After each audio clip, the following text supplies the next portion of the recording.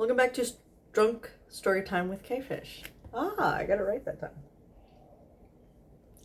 I'm still drinking Bloodbath or whatever. Red wine, generic red wine in Chambord. Going to Mackaley. Mackaley. I know that they have told me how to pronounce that, and I really hope I'm still getting it right. So, Mackaley, their story is Say Crack Again. And I believe that they're on the same OLHTS server. So this one is chapter 11. You have died of dysentery. Summary is, the prompt is lockdown boredom. And this was from around the time that the lockdown video came out. The summary is, Crowley's going to take his horse to the old town road and then pick up a few oxen, an axle, and several pounds of food. Interesting little side note, I have never heard that song. I know it exists. My kids have sung it. They've sung like 7.5 words of it, kind of thing. I have never actually heard that song, and I'm okay with that. Day 10 of quarantine brought about the deep cleaning. Any dust was gone with a casual wave of his hand, but there was still the vault. An ominous name for an unlocked liminal space that existed just off one of his hallways, but nevertheless, it was a holding space for all the things he'd collected over thousands of years on Earth. Every article of clothing, every letter from Aziraphale, every piece of gaudy furniture existed in the vault. And it had been several centuries since he'd done anything more than just shove whatever he had into it without a thought. He'd been in there for a day when he found his old desktop computer from 1998. Oh my God, I remember mine. It was faded yellow, dusty, and there was no way it still worked. Except Crowley wanted it to turn on, so it did. Oregon Trail. Forgot I got this in America. Well, got the time now.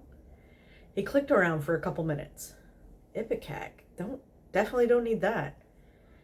Yeah, I'll get a wheel. Why not? 3 days later, he was screaming at the screen. How many bloody times can Adam die of dysentery? I'm going to give that little shit a talking to as soon as we can get to Tadfield. Suddenly his cell rang, and he fished it out of his pocket and answered without looking. Yeah, hey, Angel. Crowley, you've missed 2 check-in calls. I figured you were busy, but I was getting worried, so I just wanted to,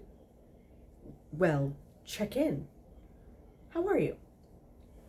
Crowley checked the calendar on his desktop and realized time had indeed slipped away from him. Ah, shit. Sorry, Angel. Yeah, just been going through a couple of rooms, clearing stuff out. Found an old computer, been playing some games. Aziraphale gave an interested coo. Oh, and what video gaming have you been getting up to? He glared at the screen where Adam died of dysentery, stared back at him mockingly. It's called Oregon Trail. It's a game where you... Oh yes, I've played that one before. What? When did you play it? A couple of decades ago. Although I found it rather dull. There didn't seem to be much conflict on the way. I made it to my destination with the party intact in about 45 minutes, if I remember correctly. Oh no. Crowley seethed through his nose, staring at the screen until the word dysentery swam before his eyes, and he was convinced the monitor would set fire. Aziraphale. He swallowed down some bile that had risen in his throat. I will call you back later, but if we keep talking, I'm going to jump through the phone lines and strangle you. Talk to you later, Angel. He hung up the phone, stared at the screen in defeat, and clicked new game.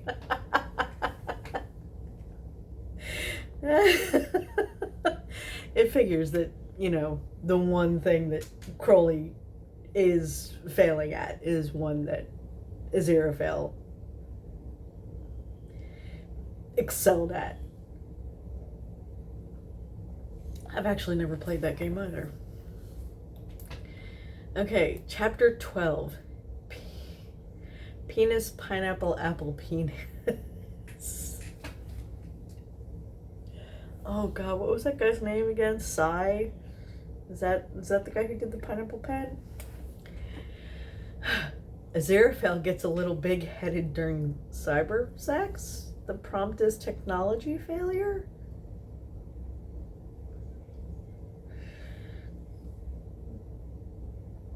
Getting Aziraphale set up on video calls had been maddening. But as soon as he saw Aziraphale's triumphant smile beaming through his laptop, well, it was worth it. They weren't away much these days, but on the rare occasion one of them was out of town, they missed each other more than what a phone call could provide. As it was, Crowley was sprawled out on the bed, stroking his cock as he watched Aziraphale on the... Adult content. As he watched Aziraphale on the screen, spread out on all fours, his back arched and his ass in the air. Sorry, I can't pronounce the word arse properly. Fuck, Angel, he breathed. Look at you. Aziraphale hummed happily as he turned his face toward the camera and snuck a hand between his own thighs to touch himself. Look at yourself, dearest. I wish I was there to take you into my mouth. Would you like that? Crowley groaned. They continued to offer delicious noises and notes of praise until Crowley's fist was quick and slick on his cock.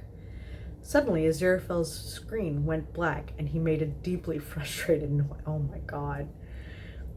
Deeply frustrated noise. Angel, you turned off your camera somehow. I'm so close, come on. Oh dear, one moment.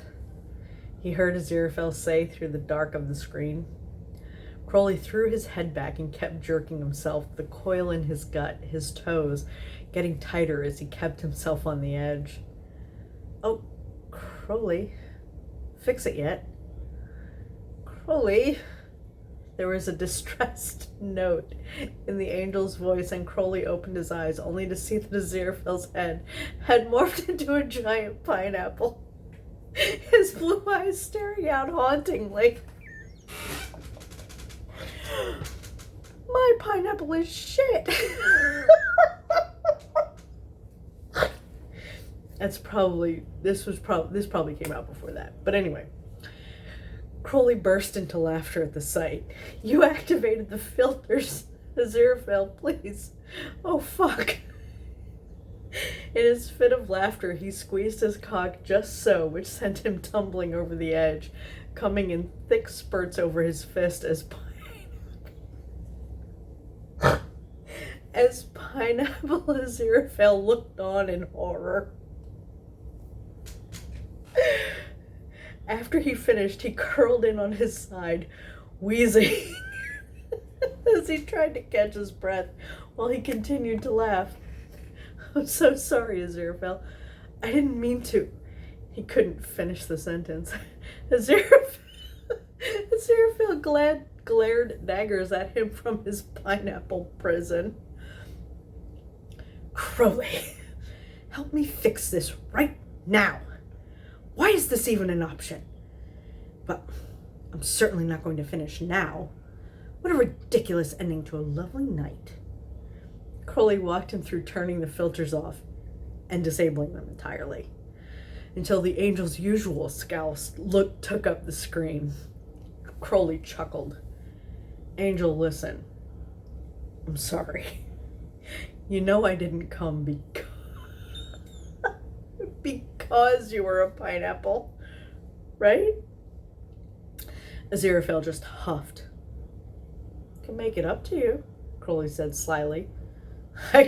Oh my god, I could turn on the tomato filter and let you have a go.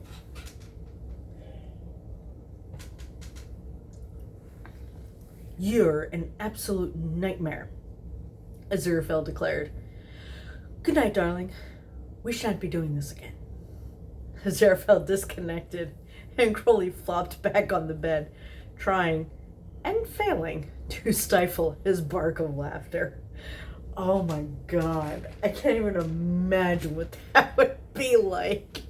Just right in the middle of a nice, sexy wank session, and all of a sudden, pineapple. Or any of the other filters, like astronauts. Oh my god. Okay. Chapter 13. Cracker. The prompt is the Dowling years. I've had a very good friend threaten me with divorce because of the last line. I'm so sorry. The summary is Crowley's finding his punishments don't really keep his angel in line. You've been dreadfully... Oh, wait, sorry.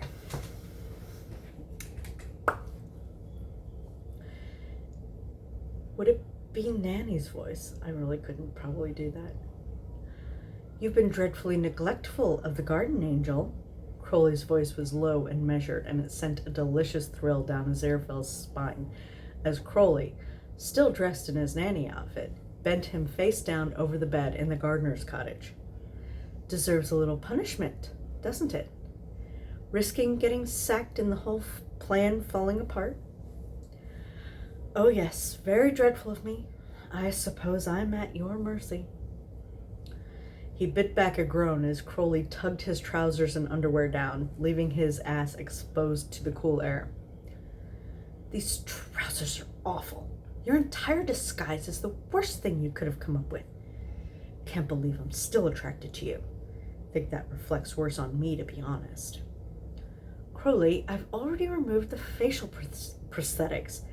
We don't need to go through this every time we fuck! He cried out as Crowley landed a firm, open-palmed smack, a loud crack reverberating through the air. No backtalk. Crowley spanked him again, and Aziraphale moaned. You've been naughty, and structure, a smack to his thigh, and discipline, another, are the keys to a well-adjusted child. And it's going to be the key to you not bollocksing this whole thing up because you can't be bothered to use a miracle to keep things tidy.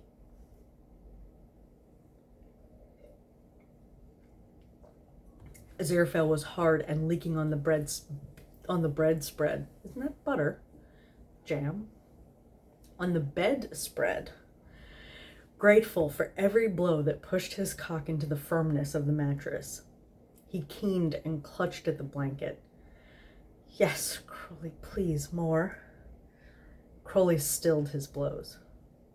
Sounds like you're enjoying your punishment a bit too much, Angel.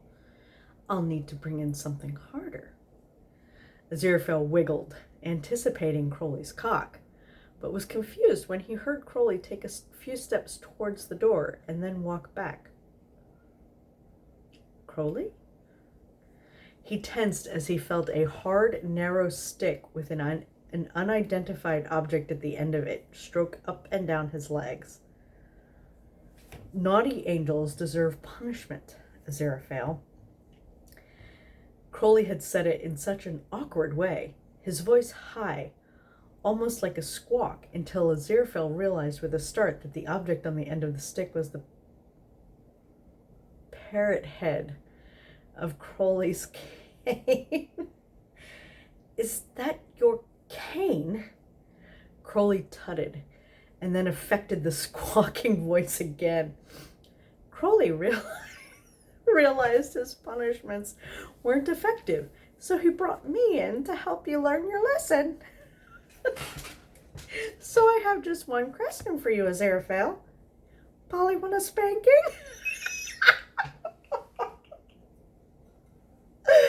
Oh my god, that's fucking brilliant. my goodness.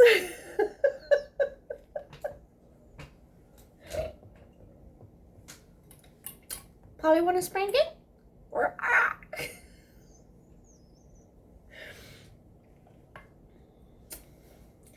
I'm pretty sure that I would like lose a significant other over that one. Anyway. Thank you for joining me. Bye.